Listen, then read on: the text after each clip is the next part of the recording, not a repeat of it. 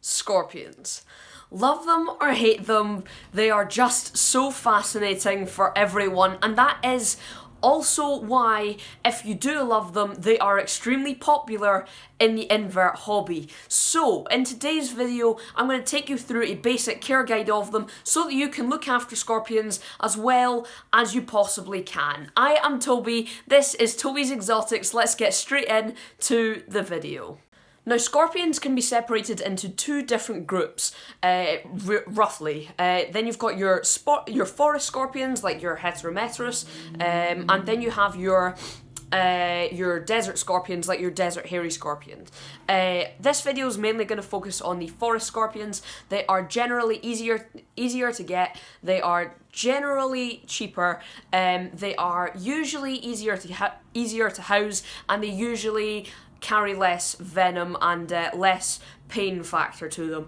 And I do not actually keep desert scorpions, so as I said, this video will be about forest scorpions. I have two forest scorpions, both from the Heterometrus genus, which is probably what you're going to get if you ever get into scorpions. So let's take a tour of their enclosures first of all, and then we can move on to some more facts and some of their care details that you may need to know.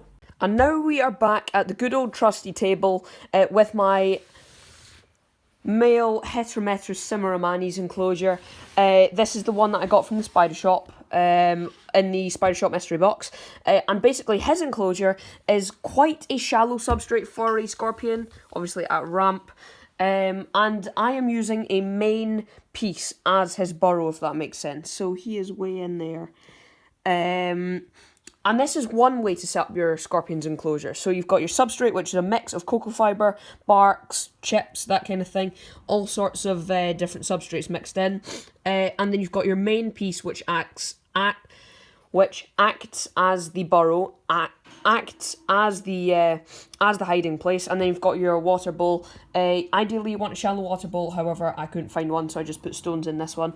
And that is one way to set up. However, another way is like this. And now we have my other scorpion's enclosure, my Heterometrus petersii male, and you can see how the substrate does not have a ramp all that much. It just has a straight layer of substrate that's a good 4 inches deep, something like that.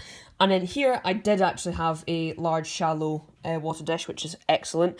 I also use Spider Life from ProRep as well in this substrate. However, I didn't have any for that, guys. Anyway, in here we have a smaller piece, and this acts as a cover for the burrow. So, as I said, there's sort of two ways to set up an enclosure.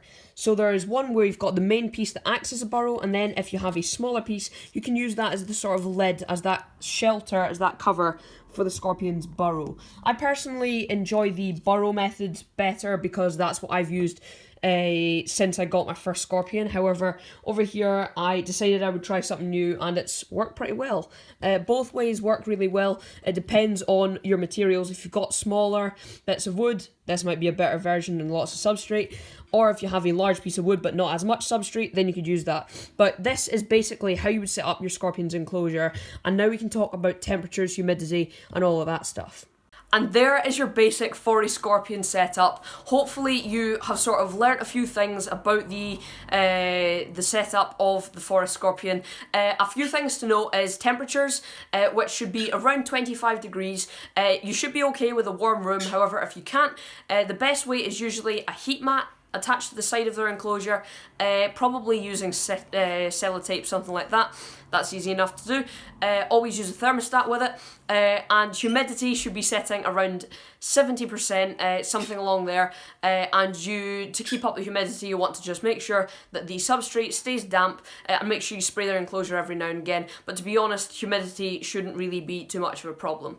So apart from that, that is basically how you care for scorpions. Hopefully, more people will become interested in keeping these guys because they're absolutely fascinating. If you haven't already, do subscribe, turn the notification bell on, like the video if you enjoyed it, and comment any questions. I will see you in the next video. Thank you so much for watching. Goodbye.